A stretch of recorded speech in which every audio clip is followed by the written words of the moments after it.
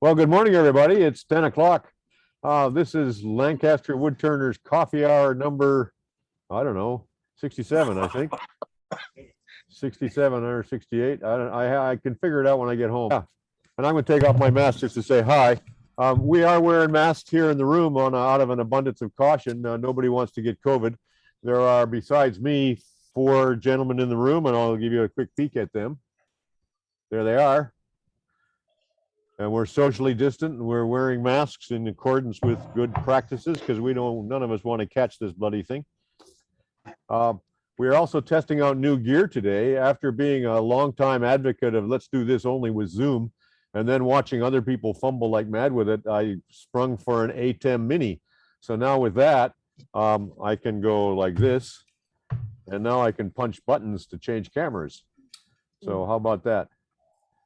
But I'm going to stay right here. I just wanted you to know we got that technology going. And that also allows us to punch buttons to change microphones. So we got a tabletop puck microphone that works pretty well for picking up guys in the room when we get to questions.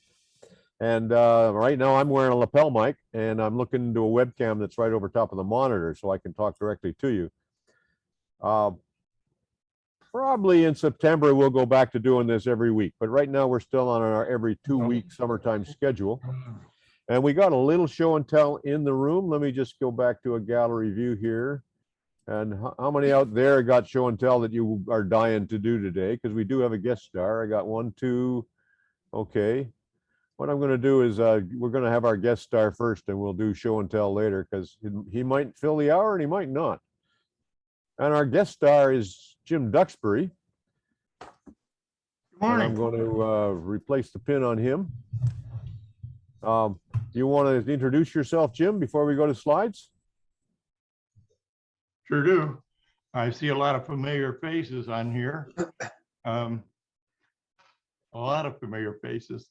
Zoom does have some advantages, but not a really good excuse for a live demo. Yeah, well, we're not going to do a live demo here today, so. No, that's for sure.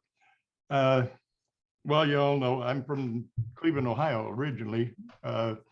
Started North Coast Wood Turning, Club number 1, and ended up moving to North Carolina, 20 years ago with my wife. My wife also has become a very good wood turner. And it's great to have both of us working in the shop.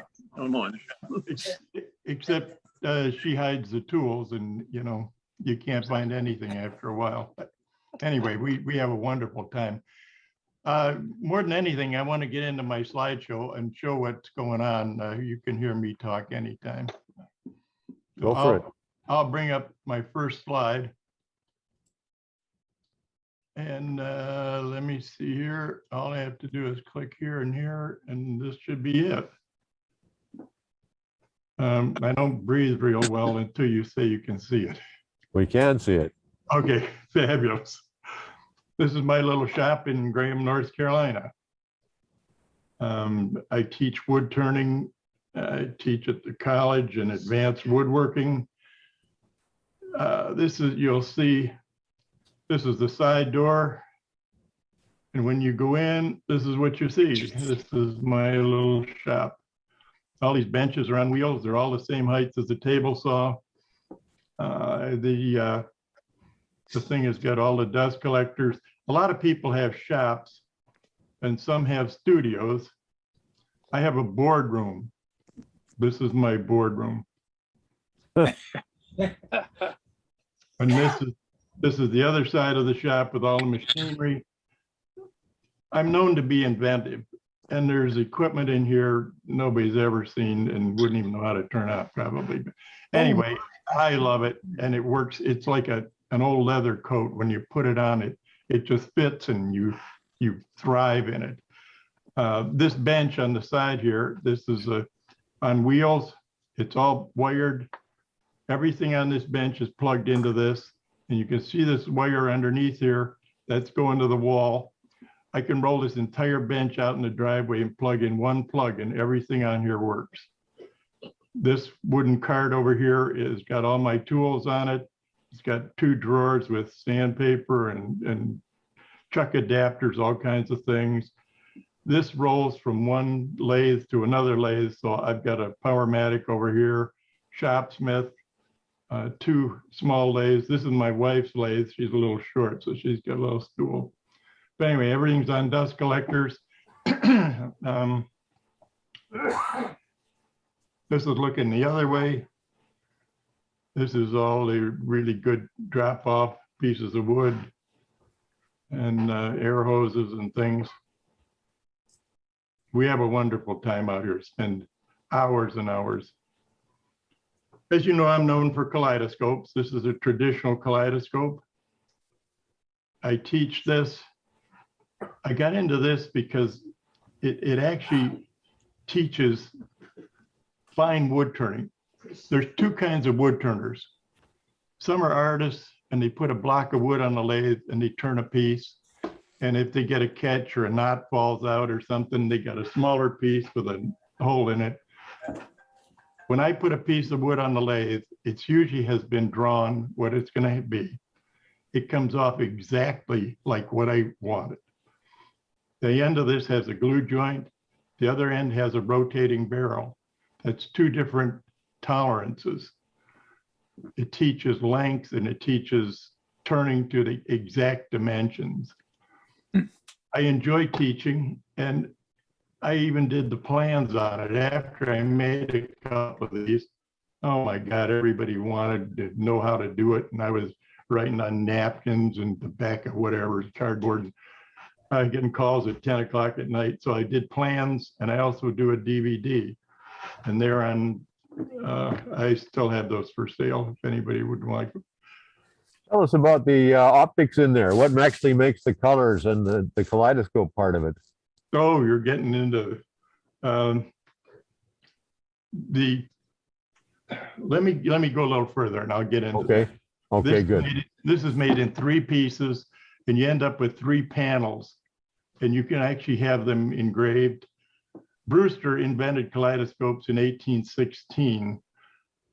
It was space age to be able to look through a tube and see all these gorgeous images. And he became very rich from it, and so did a lot of other people. But this is an upright kaleidoscope. A lot of people don't have shelf space, so I made an upright kaleidoscope. This is a traditional kaleidoscope sitting in a cup rather than on a cradle. This is a lighted kaleidoscope. I'll get into it here a little bit. In a regular kaleidoscope, light goes through the objects. There's objects in this cell here and goes up through a set of mirrors and comes out the eye hole. You hold this up to the sun or to light, and light comes down through here. If you put a solid object in a kaleidoscope, it's like holding a quarter up to the sun. You see the black side of it. By putting light bulbs on the inside of this, I have 3 incandescent full spectrum white screw-in base light bulbs the size of an eraser. In here is a battery, 2 batteries and the trigger. And actually on the plans, you copy the plans and glue it onto here. You actually scroll saw in and around the back and down a trace for the stainless steel spring, around the battery box, back out and out the bottom. And you've made the battery box and the hole for the wiring and the trigger all in one. So it's kind of a well-designed layout. This is made in 3 pieces. You'll see this later. This is what an object looks like. By lighting from the viewing side, I can show solid objects, coins, gears, shells, anything solid. This silver thing is a watch Benzel, I think. And I don't know what else is floating around here, but it's gorgeous. Actually, there's no sunlight. This has a black end on it. This is the kaleidoscope laying down. You can see there's a retaining ring in here with little brass screws. So you can pull those out to remove the object box and replace the bulbs should they ever go out. This is a desk model, same kind of thing. The light goes down through here. There's a retaining ring. The battery box is in the bottom. That button with the X on it that's the light switch. So you press that light, you press that, it lights up and you look in the end. I did these for a show in Washington, D.C. There's 7 of them. Not very good photographs, but you can see we do make a lot of these things. This is one I made. The guy wanted a custom one. Oh, Lord, did I sweat blood on this? This is made with 10mm agate beads on a 100-pound test fishing line. The beads wrap around the drive here, and they come through here under this pulley, go over this end, which is grooved, and back around. That when you turn this, it turns the front of this. So, and this thing on the end with a light bulb on it, you pull that down and the lights go on. When we were making this, trying to make this thing work was unbelievable. If you dropped one end of this string, every one of these damn beads ran off and ran all over the shop. I still got agate beads under places where who cares, who knows. But anyway, this is the other side. The guy loved it. You can see on the end here that it's not translucent at all. It's a black end on here because it's lit from the inside. This is one of the views. You can see some watch gears in here and some other stuff. I don't know what else floating around in there, but also the objects float in oil. So they don't just crash around, they flow past that glycerin oil. This is an upright kaleidoscope. This is the first one I made. And I found out when I sold one of these and had to ship it, making the shipping container was just about as much work as making the kaleidoscope. So this is how I handled it. This is the later version. It's an upright full-size kaleidoscope floor model. On this side is the handle. This is the handle to turn the gears. You'll see that. This is an elevation control, and this is a swivel on the side here. The other side has 2 sets of gears, a 90-degree set and a parallel set. I wanted this to click, so the gears on the front are loose. I thought wooden gears should click. These are silent, but these click. So when you turn it, it clicks. This button on the end here is lights inside. This is not easy to make. Everything inside here has to be wired and tested before you glue it up. Once you glue this up, it's over with. So anyway, this is cherry and maple. Here's your elevation control. Here's the slide, the swivel. This lever can raise up. And when that raises up, it releases. You can see it here, it's in 4 pieces. After you ship a couple of these, you do get smart, I'll tell you. This top, there's the lever there. And this is the pin that goes down in there for the release, for the swivel. So when you raise that up, this lifts off. That gives you the whole head. These 2 legs go together at 90 degrees to each other. There's register marks for all this. And this post fits on top of that. So you end up with the whole kaleidoscope. So how many parts do you think are in that? Oh, if I knew I wouldn't make it. I can't imagine. There's this is made in 4 pieces. We can get into kaleidoscopes a little bit. Let me go on a little further. Yeah, you go on. This has a 30, 60, 90-degree triangle. The eye hole is not in the center here. It's off to the side because the mirror is a 30, 60, 90-degree triangle. The other ones, the mirror was an equilateral triangle, so the hole's right in the middle. One of the things you learn making kaleidoscopes is you can get all kinds of mirror configurations, but if you get the lower angle mirror configurations, the eye hole has to be inside the mirror. So you end up with a little eye hole and a real detailed image. And it's gorgeous, but it's hard to see. people that just want to see a kaleidoscope want to look through a big hole, especially as we get older. The Brewster Society had a symposium, and the theme was up, up, and away. So we made a rocket kaleidoscope on a stand, and I made, I don't know how many of these, 40 of them, I think, as a kit. And they wanted to be able to glue these together and build their own kaleidoscope. And I found out real quick, making a kit's harder than building a kaleidoscope. This is my wife and I cutting them on a table saw, gluing them together. This is the pieces glued together. These are pre-turned. You can see here, this is made in 3 pieces of wood, or in a frame with 2 different colors, but 3 pieces glued together, turned round. This is the pieces here before they're turned, just glued together. So that it's a frame of 3, a triangle. When you turn the outside round, you've got a triangular hole down the middle to put the mirrors in. It's not a round drilled hole like most people make, and you stick a triangular mirror in there, and then you try to pad it. This actually, the mirror fits right in that slot. This is the plexiglass end. They were turned out of rods of plexiglass and pre-finished.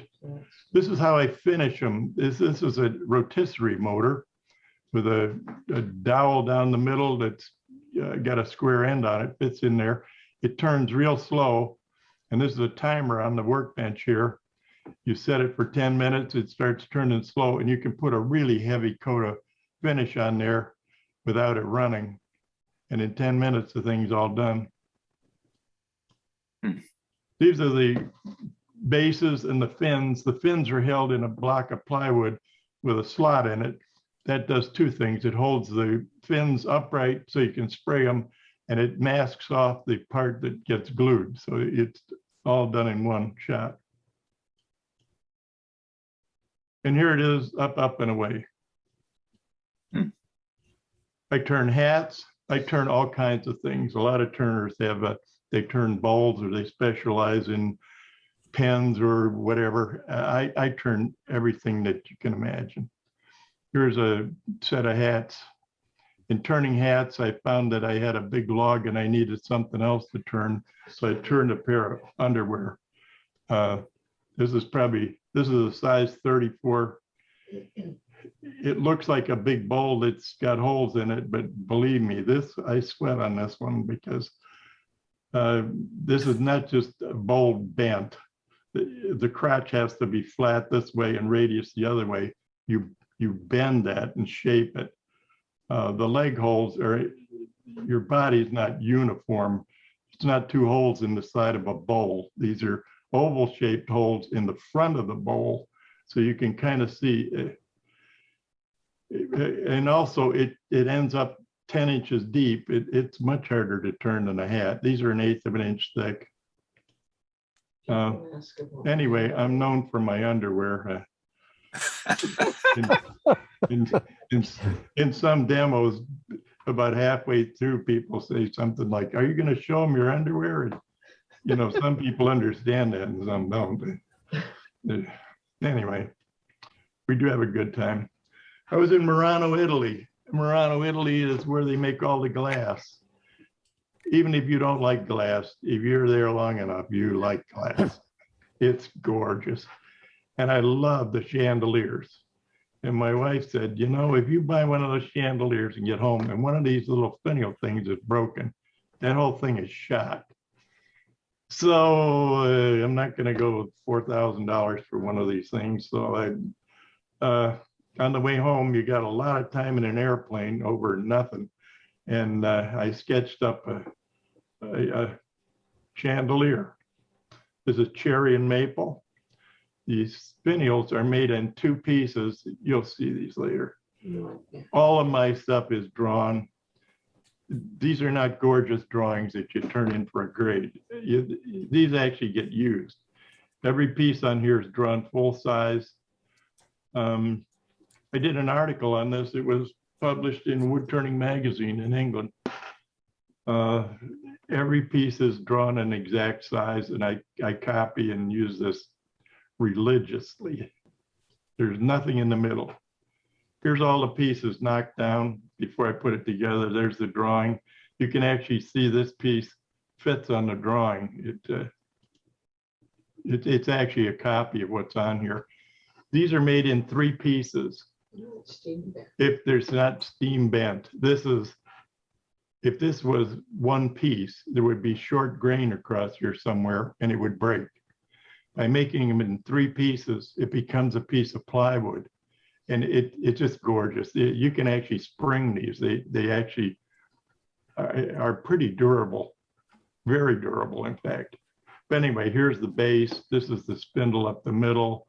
These are the arms are turned. This is a single piece turned with it turned in 2 halves. So there's a hole in the middle here for the wire. The 2 halves have to match. I can show that in more detail here. The 2 halves have to match. And when you get all done, you cut them in half and put half over here and half over here and a splice in the middle. So the wiring comes up and goes up through here. You can see these little finial things. This is how I flute. I really don't like Shopsmith for a lot of reasons, but it does so many things nothing else will do that it's got a place in my shop. I made a degree wheel for the end of it. It's got slots in it. I can go to the nearest degree, and then I have a vernier. I can go to half a degree if I want. But this is a ball cutter on the end of a Fordham type tool. And people always look at this part to see what's happening. The real part that's happening here is happening on the base. This radius cut, this ball is designed to be right on the center of this radius. The radius cut here is exactly the shape I'm going to cut up here. So if I wanted to make this deep on one end and taper out to the other end, I could move this and I could cut that exactly. This is the part where you have to pay attention, and that's what makes it happen. I turn spheres. These are spheres, 4 spheres that rotate. I'll show a video later of this. 4 spheres that when you spin the top ball, they all spin. It's kind of interesting. I've done. I also turn these by eye. I do not own a spherical cutter, jig, or whatever. In fact, it takes more time to set that up than it does to make it. So the key of this is the 4th ball separates these 3 balls by a space of like 1/4 of an inch, and that gives them the freedom to roll around here. So the race has got to be cut exactly to what this is. A lot of friends said, I can't believe the way you make things that you didn't make one that's motorized. So I had been thinking of that, and guess what? Here's a motorized one. This center disc rotates at 50 RPMs. You'll see the motor later, but that gives you a rotating tangent point here and a static tangent point here, which rotates the balls. On the other, here's what happens. This is a little gear motor. I had a wooden block in here, but it wouldn't hold a set screw. So this is an aluminum block, fits into that square hole and rotates this piece. Like I said before, I teach this. I don't mind if anybody copies this. You can copy that to the nth degree. Anytime you have 2 spheres intersecting each other, no matter what size, you end up with a circular intersection. This is a sphere turned exactly in the center of a cube that's exactly a cube, and the point of intersection becomes a circle. So you have to turn 6 of these in exact position. I made another one. This is a This is drilled with a Forstner bit and then cleaned up in the lathe. But this has a flat bottom. These are just square bottomed holes of different shape goes in here. That gives you a square or straight side with an oval on the other side. And then to see what would happen is I did a sphere on the top of it intersecting the square bottoms, which gives you a football shape. Here's a bigger block shown in more detail. The hole down the middle is progressively drilled. That's not turned on the lathe. Probably could be, but I do with a drill. And this is a vortex, 4 vortexes going towards the center. I made this for something the AEW was doing, but I don't know what happened to it. Somebody bought it. The middle one is a Hans Weislog type bowl. This is a dead-on perfect sphere, 1/8 of an inch thick, turned with a 1/16 inch grooves by a 1/16 inch beads, a 1/16 of an inch deep. So where they cross, it becomes a negative space. You can see through it. I kind of like that, and it's fine but you can only do a sphere with that. In order to do an OG shape or a different shape, I made a jig, which I'll show later. It's kind of complicated. Anyway, this is made with a 4-lobe cam. This is a lobe that are these, I make the cams. This has 1.5 inch deflection, and there's 4 lobes. This one has a 1 inch deflection and 5 lobes. It's cut from both sides. This one is just straight cut, similar to Hans Weislog's. This is just straight cut on the inside. The back, this is Hans Weislog's cut from the back. This is the 4-lobe cam cut from the back. And this is that straight cut one cut from the back with the 4-lobe cam. And this is the 5-lobe cam one cut from the side. The lower the angle, when you get to 1.5 inch deflection, these start to square up, the point of where it's crossing the negative space. As you lower the angle, you open up the spacing more. I might do a 1/2 inch spacing on some, maybe a 6-lobe with a 1/2 inch spacing. Here's the deal that makes it. I filed on my lathe for almost a day to get the ways straight and parallel and to within thousandths of an inch. This carriage rides back and forth on here. There's this lobe. This is the 4-lobe 1.5 inch deflection cam that's turned by hand. You don't turn your lathe on. In fact, I have a disconnect switch on the back of here, but it cannot go on. These springs go up around the front. There's one on the other side. That's off my son's old weight set. It goes around the front of this and holds this is the rubber here that rubs against that. This goes in and out. It's hinged here. And this goes up and down. Here's that same flexible shaft tool on a Fordham with a straight cutter. I think this is about a 3/16 cutter set at about 3/16 of an inch deep when you're done. This is just a prototype here to see what happens. But oh, I thought I had another. Oh no, I took that out. Anyway, that's how you make those cuts. I put different lobes on here, and I can do all kinds of things with that. A lot of people are turning dizzy bowls, and I kind of like dizzy bowls. I don't do segmented work. Life's too short. I have to show you this as it goes. Anyway, most or all of these dizzy bowls are turned kind of ringmaster style, square, straight sides, V-shaped bowls. I wanted an OG shape. So these are drawn, this whole thing is drawn so that I can get an OG out of this. And these are all made in layers.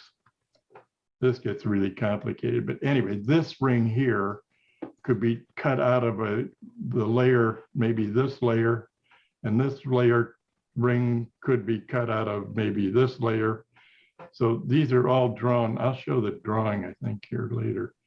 Here's a 2-color one, but you can see it gives a nice OG shape. And I can make all different shapes of this with, they come out gorgeous. This one sold the first time I showed the picture of it. I get attached to these. I do sell them, but I kind of like them too. You know, damn.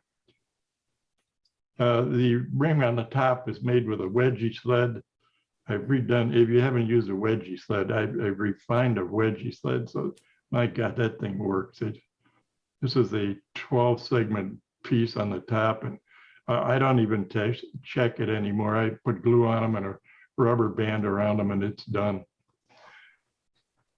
This one, you could make a meeting out of any one of these, but this one is a picture 5 by 5, 9 inches long, made of strips, like a 1/2 inch square, 9 inches long, all glued together to make a 5 by 5 piece.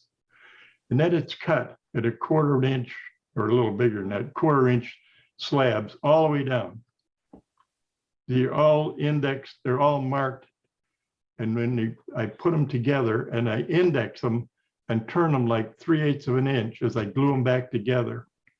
So it gives you this, whatever. Sometimes you can go overboard with some of this stuff. One of the big problems I have is as I'm doing this, I have like 3 or 4 more ideas, and sometimes you shouldn't do that. This is a ringmaster type of thing. This is a piece of poplar.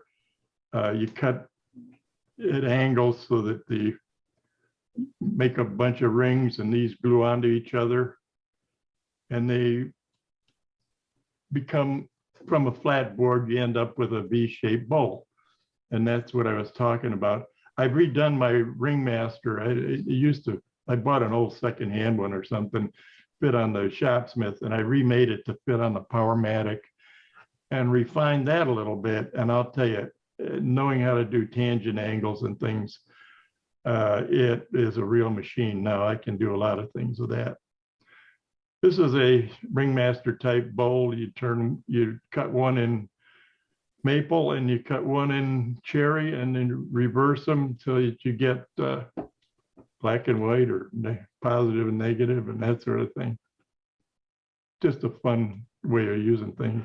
You can do different layers with slabs of wood, all your scrap. This is glued up parallel, and it kind of works, but you get shading of the wood. I don't like doing it this way because That's interesting. it's put together. He's good. This is the same kind of thing, index. Kaleidoscopes. So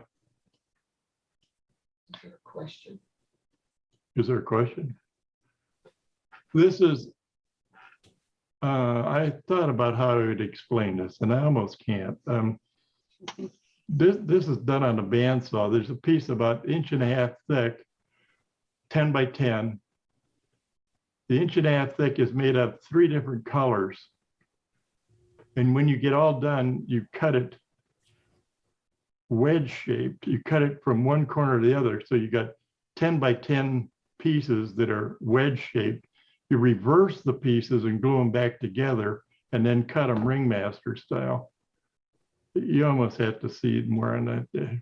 Anyway, you can tell there's no parallel cuts at all in here. All of these are all different. And to be honest, turning it on the lathe, you either have to do this fast or not at all, because you get seasick. I mean, you could go fall on your face watching this thing going around. This is one done in 2 colors, but you can see from the miter joint, there's no slabs that are glued together. These are all different shapes and whatever else. It's a really simple process. I just can't explain it. I do triangular bowls, 3-sided bowls. If you take a cube and turn it corner to corner, the cube has 8 points. if you put 2 points between centers, you end up with 6 points flying around. You turn 3 points off and make a bowl out of it. And it's really hard to get the bigger ones like 8 by 8 or something, because it's hard to find an 8 by 8 dry piece of wood. So by laying up your wood, you can design and make all sorts of different cubes. This would be 8-inch long pieces of different sized wood. Here's another one. Anyway, these are laid up with strips. I can't tell you how this started. It started in the middle here with this piece, and then it grows all the way around. This is another concept of one afternoon. This is a piece of birch, I think, about 8 inches wide, 2 feet long. You put a mark at 2 inches from each end or whatever, and then put marks 3/16 of an inch all the way across. Then you bandsaw into here, and you back out and you bandsaw into here, and you do that till you're cross-eyed. And then you stand it on end and you sculpt it the other way, clamp it and sculpt it. When you get all done, you can open that piece up. And when you get using that, this is a straight one. This was one of the original ones. Got a turned ring on the top and bottom, and a little airbrush here and there. This is a more refined one. This is probably 30 inches high. It's got a ring in the middle, probably 1/4 of an inch thick, that fits into slots here, holds this space. And in the middle of that is a container, probably plastic or metal, that you can put flowers or whatever, water and whatever in there. I've sold a bunch of these. These are kind of neat. This is the same thing opened up. This is a yellow heart disc turned. And then this is the same thing opened up in a fan to make the sun. Wall hanging. It's a wall hanging. And lots of fun. I do illusion. I call these illusions. This is a piece of cherry, 6 by 6. This is the first center here. This is turned on center and dished down to about 1/4 inch thick. These rings are, it's dished down to about 1/2 inch thick, I think. These are about 3/16, 1/8 of an inch wide and 3/16 deep or something. The center, this center is a 1-inch circle. A 1-inch circle offset 1/4 of an inch this way on this side and offset 1/4 of an inch the other way, puts this 1/2 inch off center, which makes that bar go right through the center of that circle. Like I said, all my work is drawn. There's no guesswork. When I put this on the lathe, I know exactly what's going to come out. And I teach this. And I teach this too. We've done many workshops with this back in the pre-COVID days. This is one center on the outside, 2 centers. On the other side is the same thing. So this is a 4-center turning. I have different shapes of these. You can make these all different shapes. This is the 10-center turning. I'll show that later. But this is the horizontal one. This is a vertical one. The guy bought this. He liked it. He says it's a fish. He lays it down sideways and calls it the fish. If you buy it, you can do what you want with it. I make them into lamps. I've made 2 of these, and my God, every time we go to sell or to one of the shows, these sell before the thing even opens. So it's a lot of work, but they're fun to do. Electrified. The wire comes up and goes through the frame here and out the top. I also do different shapes. This is a round one, the same kind of thing, and then cut in half and about 1/8 of an inch taken out of both sides. So this becomes an oval. This is a rectangle done the same way, cut diagonally this piece flipped over and glued back together the other way around. So you get an S shape in here. Makes people think. Me too. This is a 12 center turning. Each one of these is done in, this is 3 centers, this is 3 centers, this is 2 centers, and this is 2 centers. So you've got 1 center, 3, 6, 8, 10, 11, and on the other side is 12. So this is a 12 center turning.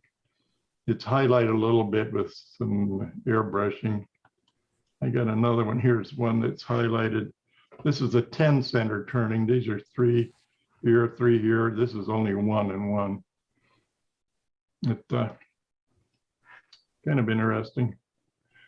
This is the same thing in Purple Heart.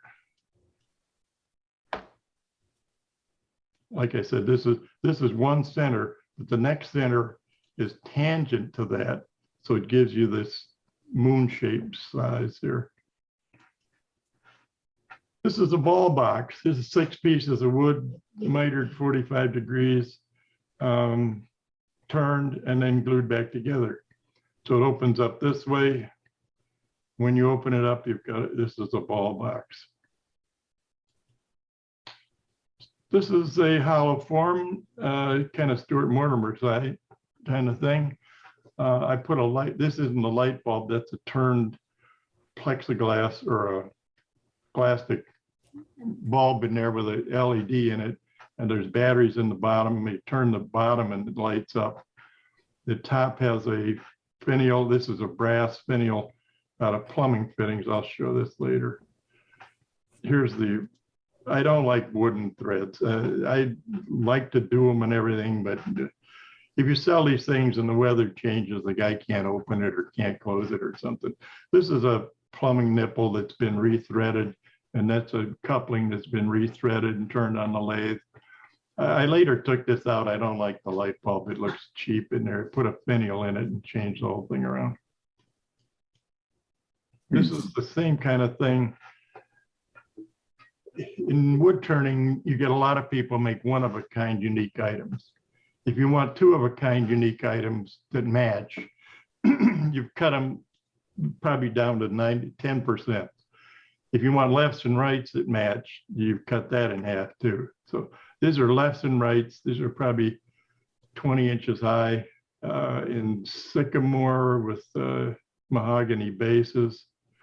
Also, by doing brass threaded sockets here, these finials can interchange. It really works nice. I do that for everything. And it gives you a nice trim too. Here they are side by side. Wow. I finally figured out how to make a pigtail. And after I got a pigtail, I said, damn, yeah, I have a pig. So I turned a pig. This is a 2-center turning. The ears are turned back to back. And strange enough, I showed this one time and a woman came up and she says, I gotta have that pig. And I said, that pig's not for sale. I really like that pig. She said, no, I'm gonna buy that pig. How much is that pig? So anyway, she liked it so much, I sold it to her, but I shouldn't have done it. The pig has a personality, I kind of think. Anyway, I turn stools, all kinds of different stools. My wife does the wood burning and the artistry on it. This marries a CNC router to the wood turning. I don't like CNC routers to make things, but it does make some fabulous blanks that you can turn. This is a puzzle that interchanges cherry and maple. I've got a bunch of these now, and I really do enjoy making these things. For people that really like my stools, I give them a stool sample. This is a small file with a stool in it. I gave one to my doctor. He says, you know something, he laughs himself silly. He said, you know, when you leave, I'm taking this right to the lab. Anyway, this is the same kind of thing in a tray. Oh, I gotta get going here. You could see this in the latest wood turning magazine, or the AEW Journal. They did an article. This is an infinity cube. You'll see these made in square, a lot in square, but this is actually made round. It's much harder. These have got to be exactly right. If they're not, they just don't go together. The last glue joint cannot be made. But this is popular with cherry splines. And like I said, this is all drawn. And there's a detailed article on this in there on how to make it. I'd like to see it's good for something, but I haven't figured that out yet. This is my lathe. Everything I have, my wife says I have cannibalized. All the handles are wood. I don't like metal handles, the wooden handle here, wooden handle on the end. I'll go over the tailstock in a minute. The door on here, this is the Model A Powermatic, and it had a screw in here that took you 5 minutes to open the door. I took that off, put a plexiglass cover on here and a magnet, so it just flips up. Plus, I'm always changing speeds. If something goes wrong, you have to reach around here to turn this off. It's really totally unsafe. So I made a remote on and off switch. It's got a box with a magnet. It plugs into this little handy box underneath here. I have another switch just like that with a magnet and a switch that plugs in underneath that. And that fits anywhere you want it. When you're drilling and you want to use both hands to turn that on, it's a momentary switch. You lean against it, your lathe comes on. When something goes wrong, you freeze and back up and your lathe goes off. The bottom is a foot switch, which is handy too. You cannot use those. You can't leave those plugged in because if you bumped either one of them, your lathe comes on. You plug them in, use them and unplug them. This is the rod that was from that dizzy cage they give you when you buy one of these things. I put my dust collector on here. There's a tube with a thumb screw. A lot of people buy these fancy hinges. They're $300 and it hinges your tailstock out of the way. My tailstock has this is the releasing lever. You release this and you pull this lever. Underneath here was a round washer, which I've cut the sides off of. When you release this and pull this lever, it indexes that washer 90 degrees. You retighten that, brings the washer up between the ways. Over here is a hook. You put the hook on this eye and you press that button and the tailstock goes up in the air. Here's the underneath of it. That was a round washer with the sides cut off. This spring, by the way, I needed a long spring with not much tension on it. I looked everywhere. You'd never guess. This is the axle out of a toilet paper holder. You know that spring in there? I bought one of those at Habitat, threw the thing out, and it's perfect. But anyway, this is what happens when you pull the lever. It indexes that 90 degrees, and you tighten it again. It locks it, and you pull it straight up. So hook it on here. This thing on the end is a turbine. If you do a lot of drilling and you have to turn this like 386 times each way, you get tired of doing that.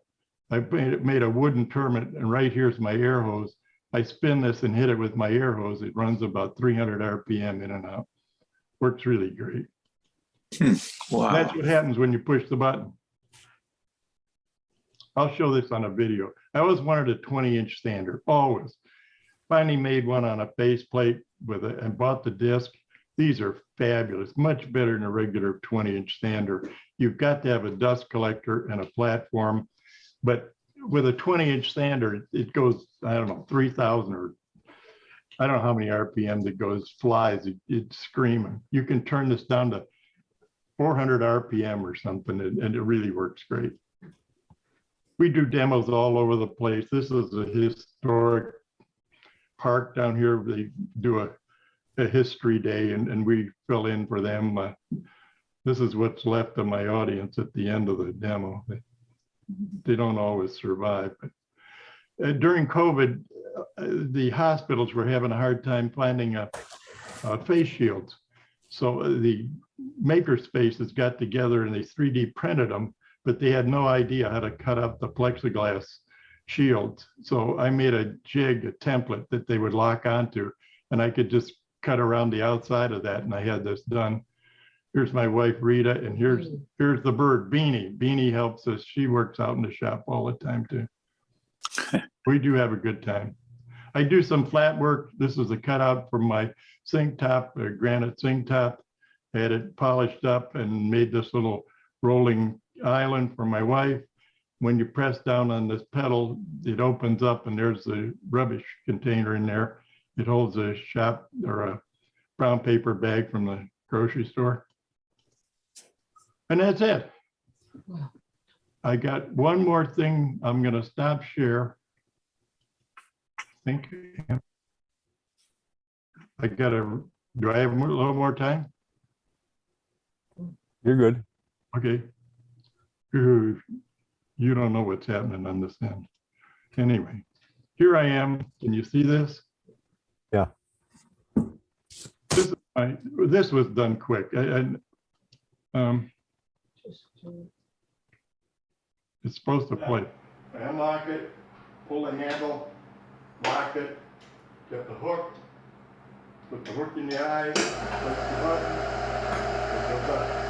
That winch costs $100, so. Okay. Here's the same thing coming down, I hope.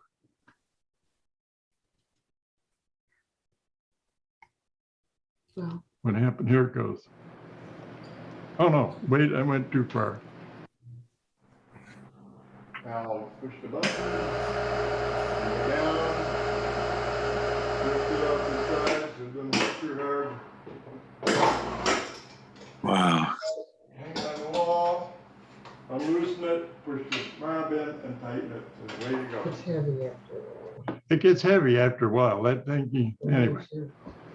This is a Leonardo da Vinci time escapement before the values of a pendulum were known back in the 1400s. Leonardo da Vinci came up with this to make a clock. They didn't have clocks.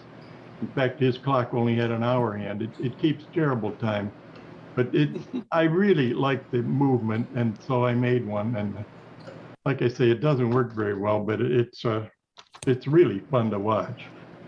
There's weights in these wooden canisters down below here.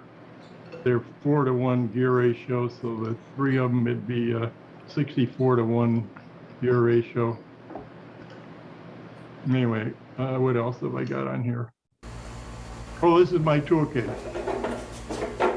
Today I'd like to show my tool tote.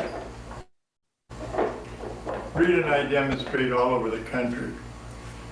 And to have your tools carried around in a 5-gallon bucket or one of those canvas sleeves with 287 little pockets just doesn't work. I developed this. You unlock it here. The handle swings down and becomes an easel. When you open it up, all my tools are in order.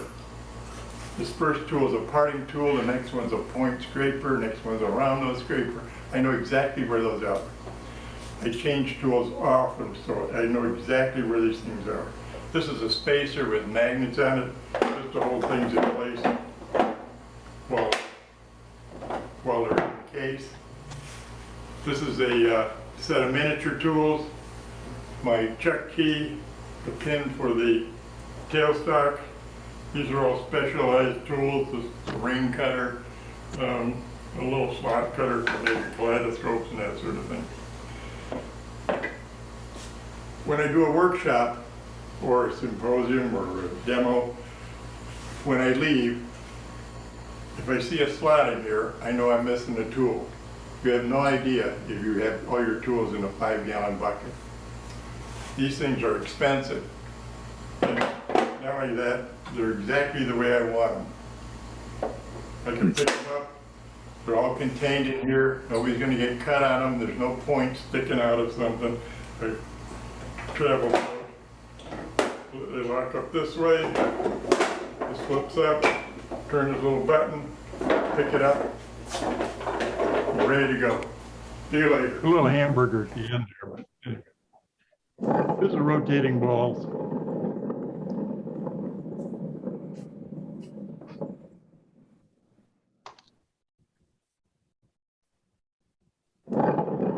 You had enough? That's it for me. Okay, we got a few minutes for questions, so let's do that. Let's see. Standard view. Wait a minute, I gotta take the pin off you, and I gotta get the gallery view somehow here. You got it. I'm sure there's questions in the room, so let's ask them, and while I wrestle with where the hell did my gallery view go. Anybody got questions? They're all dumbfounded. They're all dumbfounded. How many hours a week do you spend in the shop? A lot, and especially now. And at night we draw and we write articles. I write for Wood Turning magazine out of England and the American Woodturner here. I've got an article in both of them coming out. We do wood turning full time, both of us. It's wonderful. Wow. Any questions here in the room? Is that your wife in the background that I hear talking? She's always in the background. You got it. She's going to come to the screen so we can meet her? Here she is. She is. She's, Oh, there they are. Okay. She's going out and mow the grass when this is done. Oh, okay.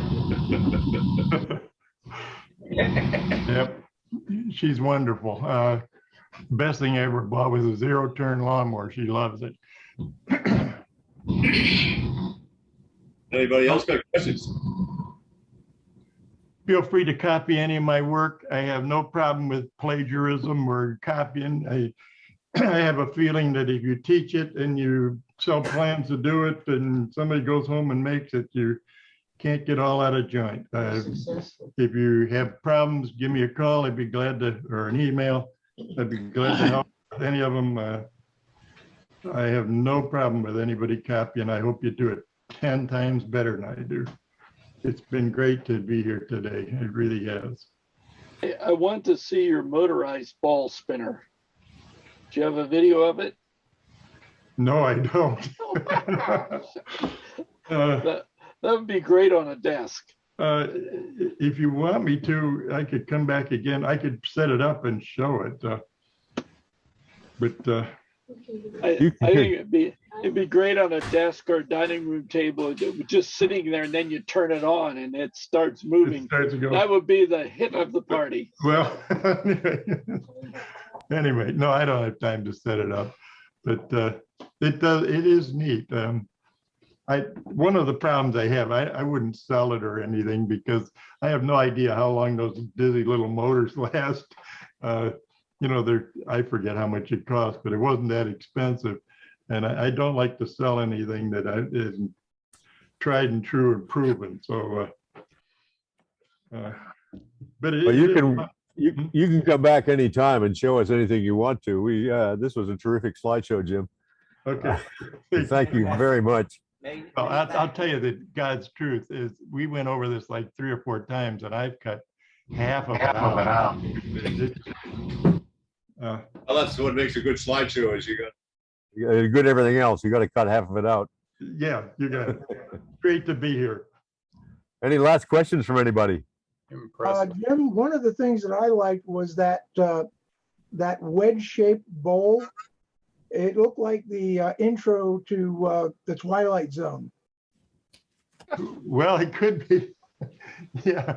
The wedge-shaped bowl is it's a ringmaster kind of thing. You can do it by eye, but the ringmaster is kind of crude. But this thing, I can show different versions of that. Just I don't want to run over here, but anyway, these are different shapes and different slots that are the way it's cut. But like I say, where do you keep all this stuff? oh God, we had bowls stacked in the bathroom. I'm not kidding. This is the latest. This is the latest I just did this at a workshop, this 3-corner bowl. And this is just pieces of wood, I don't know, 8x8 glued up to make an 8x8 cube. When you get enough of them glued up, this is the last one, becomes this oval shape on the back, and you get these designs in the front. Jim, you're the most inventive guy. I'm really delighted that you joined us today. This is my latest OG bowl that this isn't the wild colors, but anyway, go ahead. It's 11 o'clock, and Thank you.